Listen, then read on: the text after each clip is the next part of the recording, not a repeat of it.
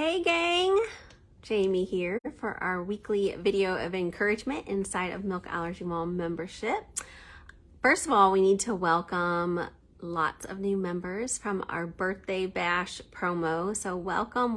We don't have all of you in the support group yet, but hopefully soon. Just waiting for you to request in, but welcome to all our new members. We are so happy you are here.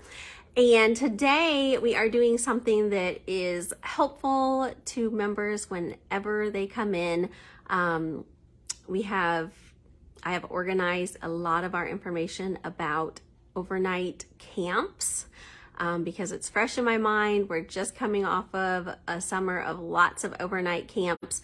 So it's a great time for me to organize that information that we put together here inside the group and plop it in our library so that when we do have new members come in, they can catch up on all the recaps of resources that we have inside the library. Hi Hope, I'm so happy to see you. So I'm very excited. I get really excited on any allergy topics when it's just been something we've been living and breathing for a season, and then I can come to you guys. We can have lots of discussions because I have a lot to contribute. And then as we pull together all the information that we've created together, we create this awesome resource that we can put in the library. So we've done that on several topics: vacation, back to school, OIT, treatment, all kinds of things. We started talking about overnight summer camp last summer or the summer before, 2020, ironically, with the pandemic starting, but my kids were at the age where it was inevitable. Summer camp and overnight camps were happening, and so I just decided to come inside here with my go-to gang and start talking about that.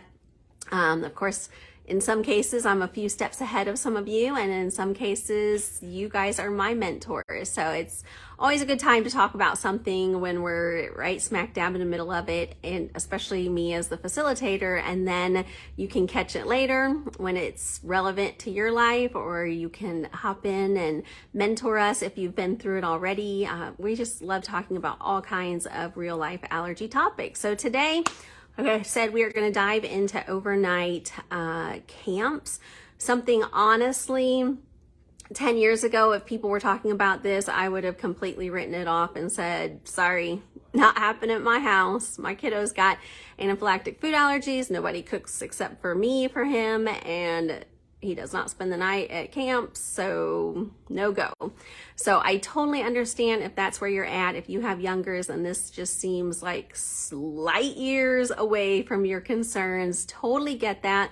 That's exactly where I was many years ago. I probably thought he would never go to overnight camps, which is the encouragement in this video, because some things that we think will never happen for our kiddos with food allergies actually do come true, and that's been the case for us with a lot of things, and that's why I love this membership, and I love being able to share those stories with you guys, because it's always my desire to bring hope to your allergy life and adventure, and not to discourage you. So I totally understand if some of these topics are just like overwhelming or just seem so far from reality for you, but I just encourage you to hang tight.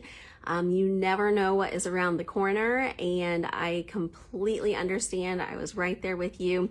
And so we're gonna just talk about some logistics, some just key points about going to overnight camp, so you can just tuck those away in the back of your brain.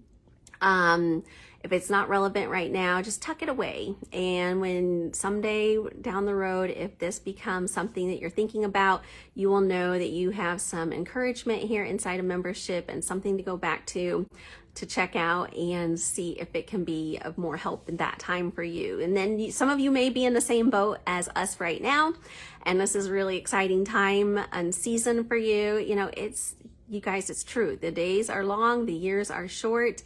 I can't believe Miles will be 17 in about a month. You guys, so seriously, I need to document this stuff, get this filed away.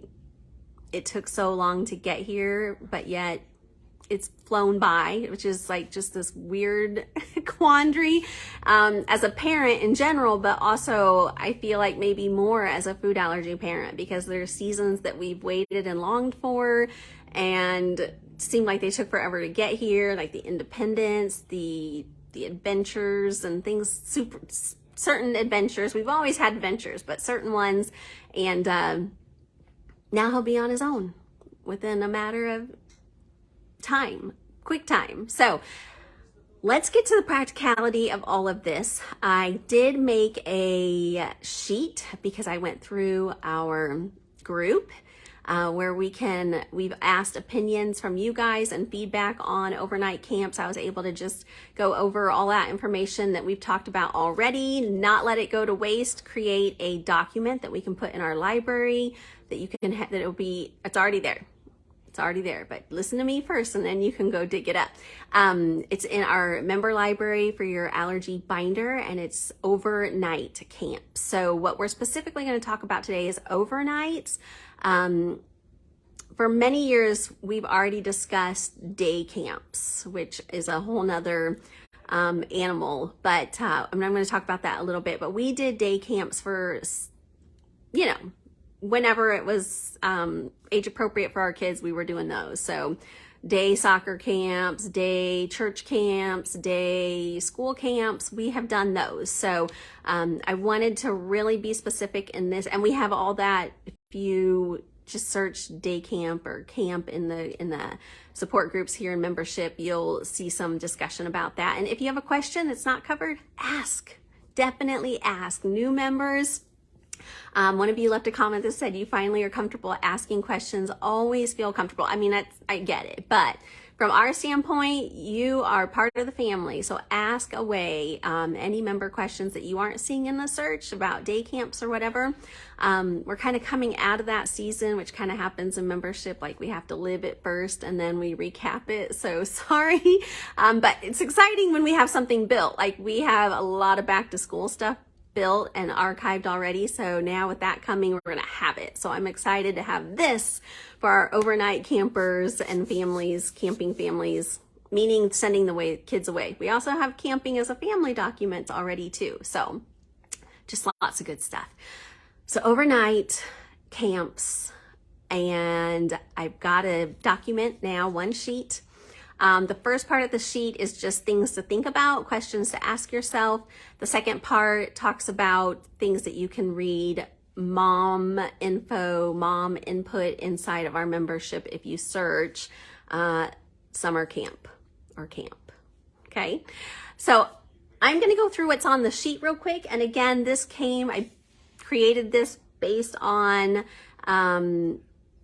a lot of the discussions that we've already had here in membership. So it just kind of pulls it all together, puts it in the library. So if somebody's just like, what's the deal with overnight camp and food allergies, you'll see it, and that will just start pointing you to all the resources and help. So I'm super excited about this one.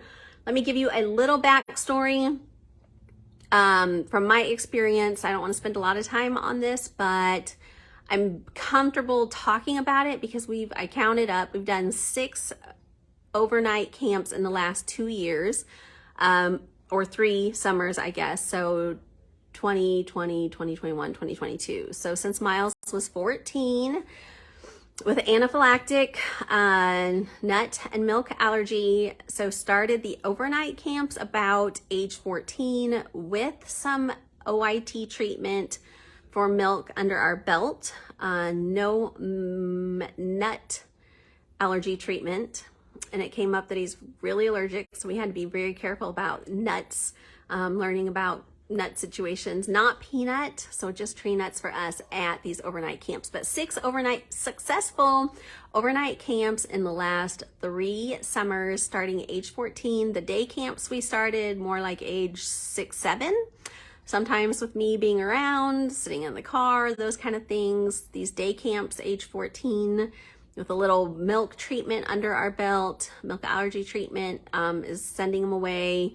Me stopping in sometimes, me really communicating with the camps, Jeff and I spending the night nearby at far away ones. We're going to get into all that, but that's been, kind of where I'm coming at this, feeling confident that we can put this resource together with you, for you.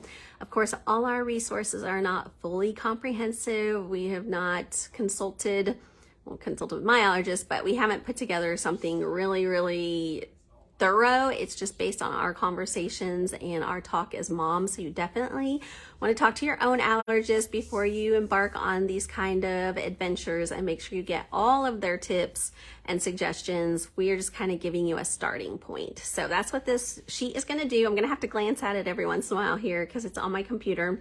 But the sheet is overnight camp inside of our library, just suggestions. Make sure you talk to your allergist. So 9 things to consider. I'll try to go through this list kind of fast and try not to interject too many of my personal things. Maybe I'll do that here at the end. But here are the 9 things that we have found ourselves finding important to figure out before we send our kiddos to overnight camp. So 1, how many days and nights is it? 2, how far is it from you as the parent and the one who knows allergies and the hospital in case there was a reaction and they needed medical attention? 3, how many campers are going to be there? There's a difference between 40 and 1,000. Can they carry their meds at all times? And I think that carrying a phone for a teenager is just as important. So can they have their phone and their meds on them? The next one is there room and refrigeration to pack all of their meals for the time that they're away? Can and will the cook be able to make allergy safe food? I'll get into the details of these in just a second. Is there a full-time nurse? Does the camp have their allergy action plan and paperwork? Do they make that a routine where they collect that and pay attention to it and know that there's a medical condition? And how would you handle allergy treatment while they're away at camp? To be honest, this is when we sign Miles up for these camps, and at the last minute we're like, how is he gonna do his milk dose? So I'll go over those real quick again with a little bit of our, if you look back if you search camp and you look through the library, we've talked about camps from the other summers that my boys went to.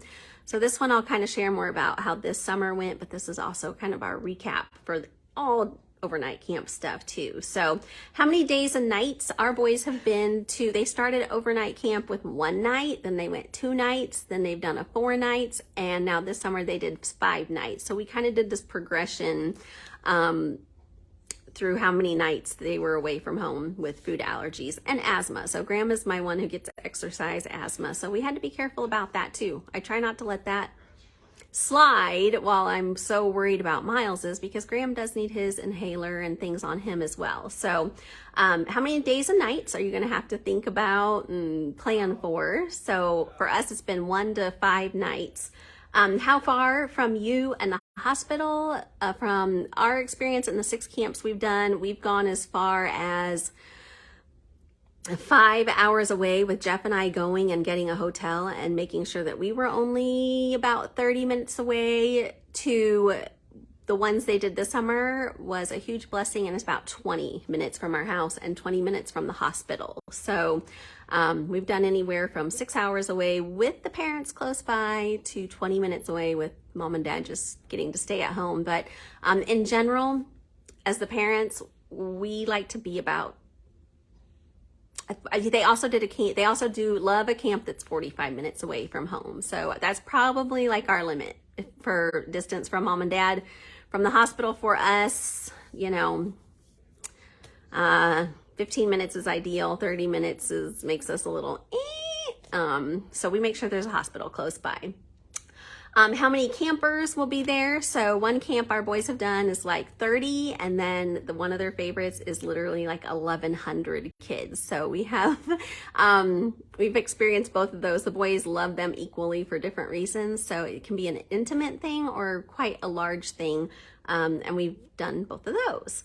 Can they carry a phone and meds at all time? I insist and let them know that they're going to have their epi bag. Graham's going to have his inhaler. Miles is going to have 2 epi on him with more stashed away somewhere else, either a nurse or his room or something like that.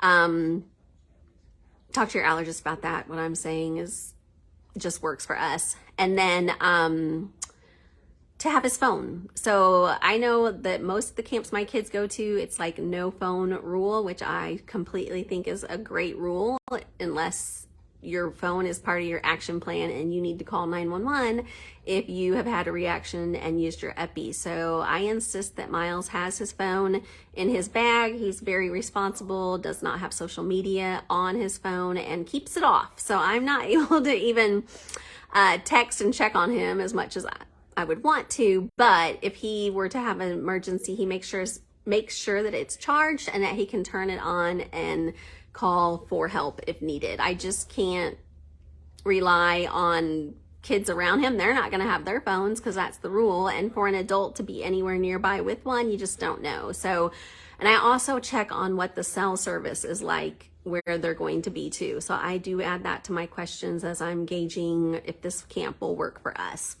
The next one is their room and refrigeration for packing all your safe meals. On this one, we have just learned to make sure that he has however many meals are going to be eaten at the camp, that he has enough food and meals for all of those. So enough breakfast, enough lunch options, and enough dinner options, so that if the cook makes a mistake, if their cook is not going to cook for him, he can eat 3 meals a day with snacks. So, and we're talking survival meals here. We're talking Pop-Tarts, allergy-friendly donuts, dried fruit, lunch meat that will work for dinner and lunch. I'm just like, buddy, you may not eat great, but you're going to have a blast. And if this is what you want to do, you have to have this food, but we don't make it a big spread. It's just like survival food that would be fun to eat at camp and easy. So we have to make sure at all these camps that there's room in the refrigerator, which is kind of a thing. You want to make sure that they will be able to accommodate putting anything that can be shelf stable. They don't have to put in a refrigerator, but there's going to be some things. If you're packing for a whole week of food, you're going to want some kind of refrigeration and make sure there's room for that. And then that goes along with, can and will the cook make safe meals? This is something that we could be on all parts of the spectrum on this. I would not have let Miles eat food that other people made until he did milk OIT. So I would have completely packed all of his food and said, don't eat what they make. With OIT happening at this season of him doing overnight camps, we have been so lucky that several of the camp cooks would cook for him, and he's old enough to decide if this is going to be a good idea or if he wants to take that risk. And so it's worked out really well for us, no issues. But that's just something to dive into. Is there a cook who has, several of these cooks that I've talked to are just like, oh yes, we have tons of kids with severe dairy allergy. We have tons of gluten-free kids. Yes, I cook alternatives for them. And then there's some who are just like, hey, there's 11,000 kids here. So if your kid wants to put safe food in the fridge, they're welcome to. You'll just get tons of different responses. So it's really good to, if you can get them on the phone, just get them on the phone and listen to that. Gauge, use your mom instinct. Am I going to even want them to be making food, or are we just going to want to pack it? So just, again, that can go all over the place, but that Miles has been able to let them cook, and he's had some yummy food from the camp cook. So there you go. Is there a full-time nurse? This is important to me. One of his camps had a full-time EMT, which I thought was pretty decent, but I definitely want somebody there that if there is an emergency, there's going to be a medical professional. So that's kind of one of our rules. It's a good question to ask when you're talking to overnight camps before you seal the deal. The next one is, do they have your action plan and paperwork? I'm always paying attention. Like when I'm filling out online, are they asking for this important info? I think they always are. They think they're supposed to. But you just want to make sure they have that in writing, that these are the allergies, this is how severe, these are the medications, this is what you do. That action plan is super handy.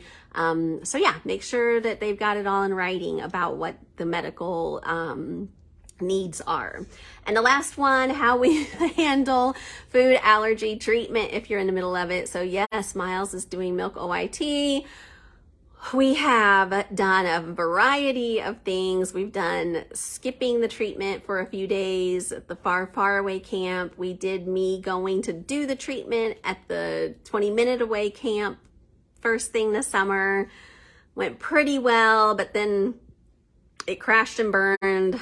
I can share more about that at some point. And then this last time it was like, let's do an easy medium. I'll come dose you 20 minutes away for 2 days. And then 3 days you won't do it. Like we were trying to keep it going as much as we could, but to kind of let go a little bit. There's like fruit flies all around here. I'm just getting bombarded.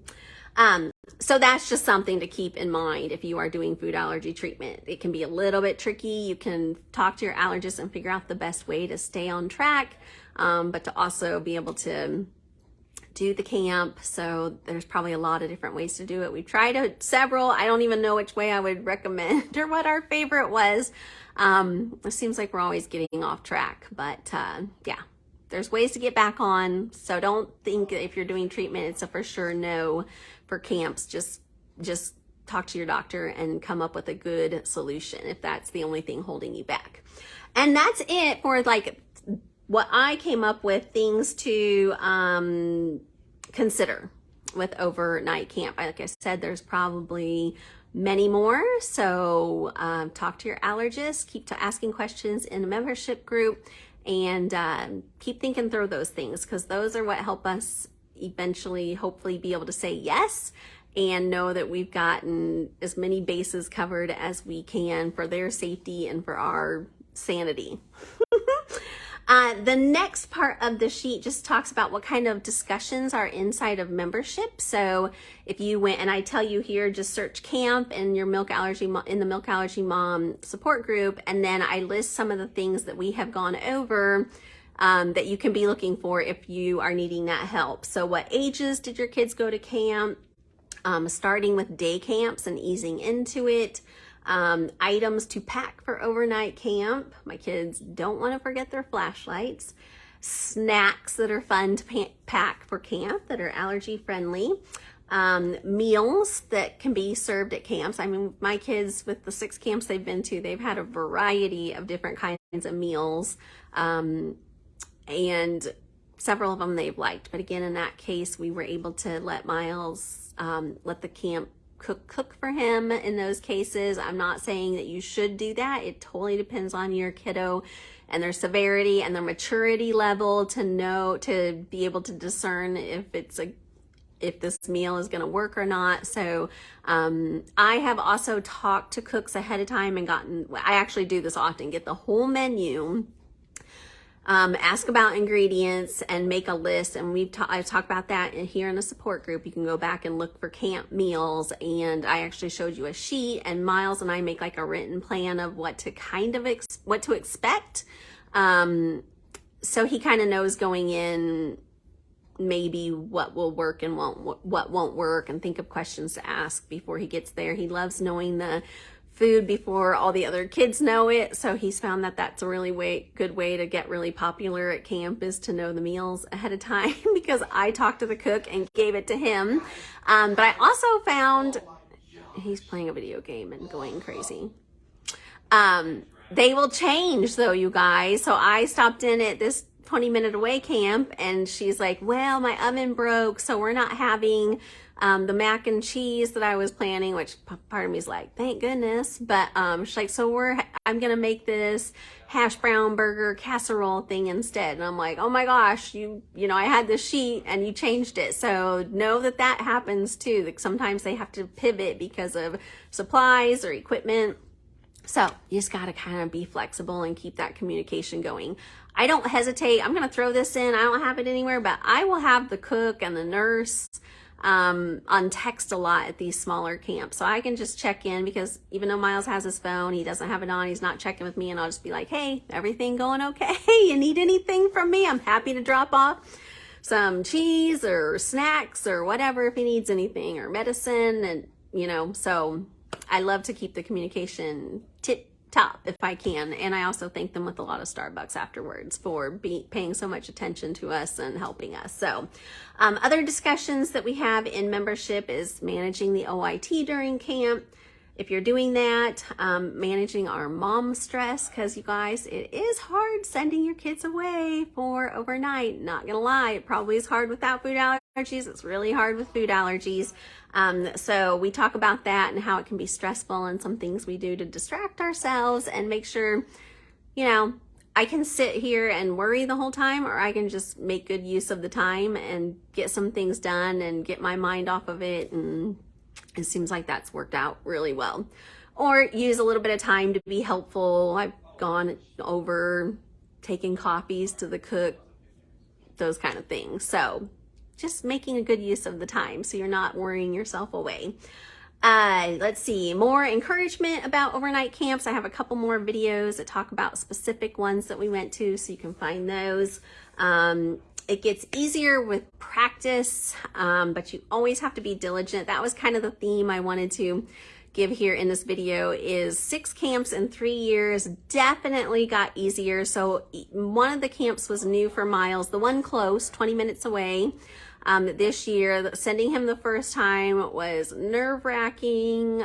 I didn't know what to expect. I hadn't seen it. So when we dropped him off and I got to see it and meet the cook face to face and see the refrigerator, and I need to go shut his door. And all just those things helped me a lot. And then by a month later, so that one he was junior counseling. So he was helping with littler kids. 6th to 8th graders. So he was kind of a leader at his first experience with that. But it's kind of through their school, and his best friend's family helps run the camp. I'm going to talk about that in a second. And so anyways, that was his first week doing that one, and I was definitely stressed. You guys can read all about it here in the group. I was using you guys to help me stay sane. And then by the second one, he went to at the same place in July as a camper, as a high school camper. It was so much easier for me. Like, I had seen it, I've been there, he'd done it. We were just both like ready to go. I didn't stop in as much. I wasn't thinking about it as much. But all that to say, you still have to stay diligent. You still have to prepare them. You still have to communicate. I didn't worry as much, but we still did as much work. It's like when they say, oh, you go to Disney, the cooks will cook for you. You don't just let your guard down and say, oh, great, everything's going to be good. We've been here before, whatever. The moral of the story is you still stay diligent. Accidents can happen. Things can happen.